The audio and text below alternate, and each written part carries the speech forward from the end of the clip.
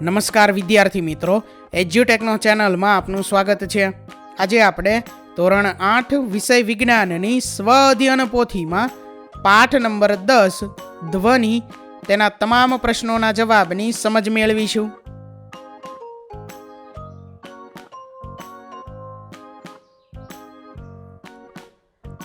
તો પાઠ નંબર 10માં સૌથી પહેલા છે પ્રશ્ન નંબર 1, જેની સૂચના છે નીચે આપેલા પ્રશ્નો માટે સાચો જવાબ પસંદ કરી તેનો ક્રમ બોક્સમાં લખો.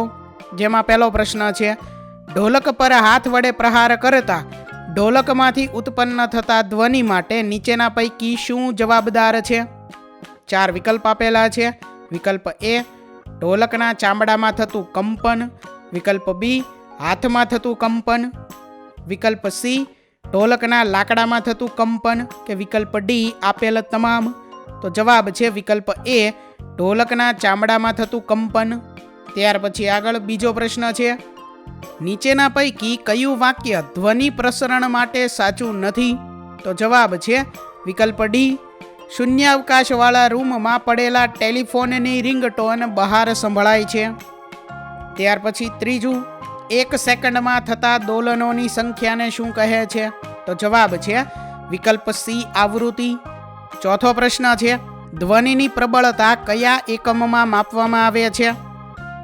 જવાબ છે વિકલ્પ બી, ડેસિબલ.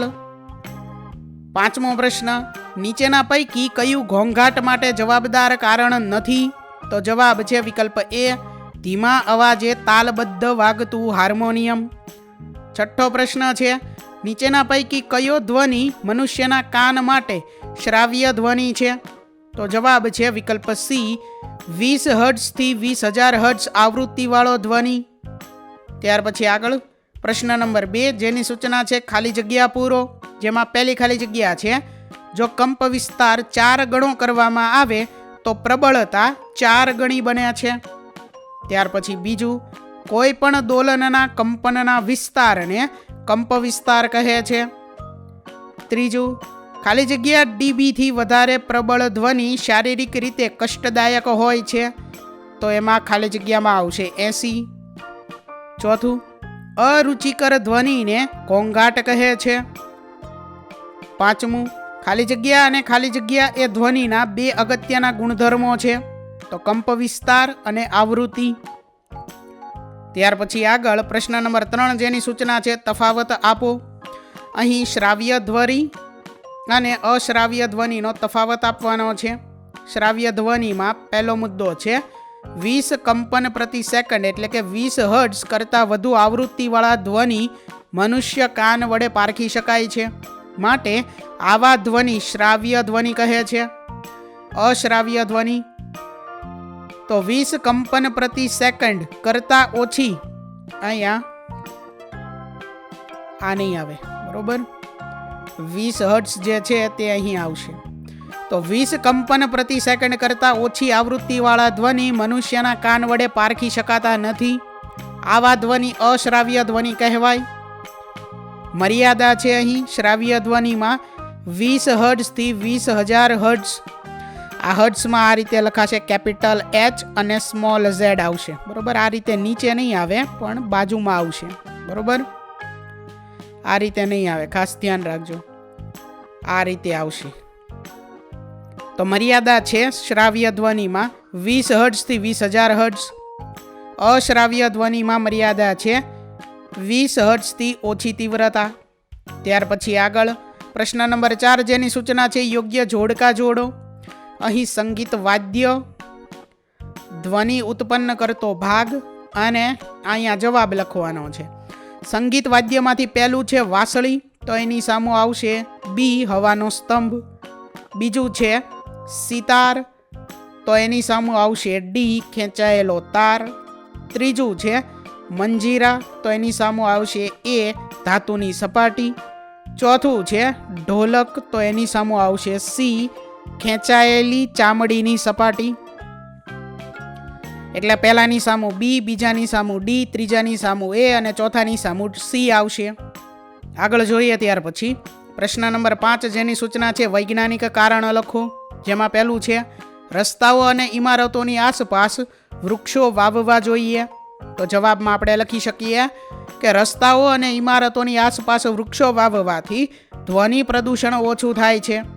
વૃક્ષોના પાંદડા અને ડાળીઓ ધ્વનિ તરંગોને શોષી લે છે અને તેના પરાવર્તનને ઘટાડે છે. તેથી અવાજની તીવ્રતા ઘટે છે. વાહનો અને મશીનોના ઊંચા અવાજથી લોકોને ઓછી તકલીફ થાય છે. આ કારણે આસપાસનું વાતાવરણ શાંત અને સુખદ બને છે. તેથી રસ્તાઓ અને ઇમારતોની આસપાસ વૃક્ષો વાવવા જોઈએ. ત્યાર પછી બીજો પ્રશ્ન છે, લાઉડસ્પીકર અને ટેલિવિઝન જેવા સાધનો ધીમા અવાજે ચલાવવા જોઈએ. તો જવાબમાં આપણે લખી શકીએ કે લાઉડસ્પીકર અને ટેલિવિઝન જેવા સાધનો ધીમા અવાજે ચલાવવા જોઈએ, કારણ કે અહીંયા જોઈએ આવશે વધુ તીવ્ર અવાજ ધ્વનિ પ્રદૂષણ પેદા કરે છે. ઊંચો અવાજ કાનને નુકસાન પહોંચાડી શકે છે અને સાંભળવાની ક્ષમતા ઘટાડી શકે છે. તેનાથી માથાનો દુખાવો, તણાવ અને ચીડિયાપણું થાય છે. વધુ અવાજથી આસપાસના લોકોને પણ અસુવિધા થાય છે. તેથી પર્યાવરણ શાંત અને સ્વસ્થ રાખવા માટે આવા સાધનો ધીમા અવાજે ચલાવવા જોઈએ. ત્યાર પછી આગળ ત્રીજો પ્રશ્ન છે, પુરુષો, સ્ત્રીઓ અને બાળકોના અવાજ જુદા જુદા હોય છે. તો જવાબમાં આપણે લખી શકીએ કે પુરુષો, સ્ત્રીઓ અને બાળકોના અવાજ જુદા જુદા હોય છે, કારણ કે તેમના સ્વર તંતુઓની લંબાઈ અને જાડાઈ અલગ હોય છે. પુરુષોના સ્વર તંતુ લાંબા અને જાડા હોવાથી તેમનો અવાજ ભારે હોય છે. સ્ત્રીઓના સ્વર તંતુ, અહીંયા છે સ્વર તંતુ, બરોબર, આ જે શબ્દ છે તે, સ્ત્રીઓના સ્વર તંતુ પાતળા હોવાથી તેમનો અવાજ પાતળો અને ઊંચો હોય છે. બાળકોના સ્વર તંતુ નાના હોવાથી તેમનો અવાજ વધુ ઊંચો લાગે છે. તેથી સ્વર તંતુની રચનાના ફરકને કારણે તેમના અવાજોમાં તફાવત જોવા મળે છે. આગળ છે ત્યાર પછી ચોથો પ્રશ્ન, કાનમાં ક્યારેક તીક્ષ્ણ, અણીદાર કે સખત વસ્તુ નાખવી જોઈએ નહીં. તો જવાબમાં આપણે લખી શકીએ કે કાનમાં ક્યારેય તીક્ષ્ણ, અણીદાર કે સખત વસ્તુ નાખવી જોઈએ નહીં, કારણ કે તે કાનના નાજુક ભાગોને નુકસાન પહોંચાડી શકે છે. કાનનો પડદો ખૂબ પાતળો અને સંવેદનશીલ હોય છે, જે સરળતાથી ફાટી શકે છે. પડદો ફાટી જાય તો સાંભળવાની ક્ષમતા ઘટી શકે છે અથવા બંધ થઈ શકે છે. આવી વસ્તુઓથી ચેપ પણ લાગી શકે છે અને દુખાવો થાય છે. તેથી કાનની સુરક્ષા માટે ક્યારેય કાનમાં અણીદાર કે સખત વસ્તુ નાખવી જોઈએ નહીં. આગળ છે ત્યાર પછી પાંચમો પ્રશ્ન, સૂર્ય, ચંદ્ર પર થતા ધડાકાના અવાજ પૃથ્વી પર સંભળાતા નથી. તો જવાબમાં આપણે લખી શકીએ કે સૂર્ય અને ચંદ્ર પર થતા ધડાકાના અવાજ પૃથ્વી પર સંભળાતા નથી, કારણ કે ધ્વનિ પ્રસરણ માટે માધ્યમ જરૂરી છે. ધ્વનિ હવા, પાણી અથવા ઘન પદાર્થોમાંથી જ ફેલાય છે. અવકાશમાં હવા કે કોઈ માધ્યમ નથી, એટલે તે શૂન્યાવકાશ છે. તેથી ધ્વનિ તરંગો આકાશમાં ફેલાઈ શકતા નથી. આ કારણે સૂર્ય અને ચંદ્ર પર થતા ધડાકાના અવાજ પૃથ્વી પર સંભળાતા નથી. ત્યાર પછી આગળ છઠ્ઠો પ્રશ્ન છે, પોલીસ કર્મીઓ ઉચ્ચ આવૃત્તિનો ધ્વનિ ઉત્પન્ન કરવાવાળી સિસોટીનો ઉપયોગ કરે છે. તો જવાબમાં આપણે લખી શકીએ કે પોલીસ કર્મીઓ ઉચ્ચ આવૃત્તિનો ધ્વનિ ઉત્પન્ન કરવાવાળી સિસોટીનો ઉપયોગ કરે છે, કારણ કે ઉચ્ચ આવૃત્તિનો અવાજ વધુ તીવ્ર અને સ્પષ્ટ સંભળાય છે. એવો અવાજ દૂર સુધી સરળતાથી પહોંચી શકે છે. તે આસપાસના અન્ય અવાજોમાંથી સહેલાઈથી ઓળખી શકાય છે. તેથી લોકોનું ધ્યાન ઝડપથી ખેંચી શકાય છે અને સૂચના આપી શકાય છે. આ કારણે પોલીસ સિસોટીનો ઉપયોગ કરે છે. ત્યાર પછી આગળ પ્રશ્ન નંબર 6, જેની સૂચના છે, માગ્યા મુજબ જવાબ આપો. જેમાં પહેલો પ્રશ્ન છે, ધ્વનિ પ્રવાહીમાં પ્રસરણ પામી શકે છે તે સમજાવવા તમે કઈ પ્રવૃત્તિ કરશો, તેનું વર્ણન કરો. તો જવાબમાં આપણે લખી શકીએ કે ધ્વનિ પ્રવાહીમાં પ્રસરણ પામી શકે છે તે સમજાવવા માટે એક ટબ અથવા બાલ્ટીમાં પાણી ભરો. પાણીમાં એક ઘંટડી અથવા ધાતુની 2 ચમચીઓ ડુબાડો. હવે તેને પાણીની અંદર ટકોરો કરો અને તમારો કાન પાણીની નજીક લાવો. તમને ટકોરાનો અવાજ સ્પષ્ટ સંભળાશે. આથી સાબિત થાય છે કે ધ્વનિ પ્રવાહી માધ્યમમાં પણ પ્રસરણ પામી શકે છે. ત્યાર પછી બીજો પ્રશ્ન છે, તન્મયને રમકડાનો ટેલિફોન બનાવવો છે તો તેને કઈ કઈ વસ્તુઓની જરૂર પડશે? આ ટેલિફોનની કાર્યપદ્ધતિ વર્ણવો. તો જવાબમાં આપણે લખી શકીએ કે તન્મયને રમકડાનો ટેલિફોન બનાવવા માટે 2 કાગળના કપ અથવા ડબ્બા, એક લાંબી દોરી અને સોયની જરૂર પડશે. પહેલા બંને કપના તળિયે નાનું છિદ્ર કરી દોરી પસાર કરીને ગાંઠ બાંધવી. દોરીને સારી રીતે તાણીને સીધી રાખવી.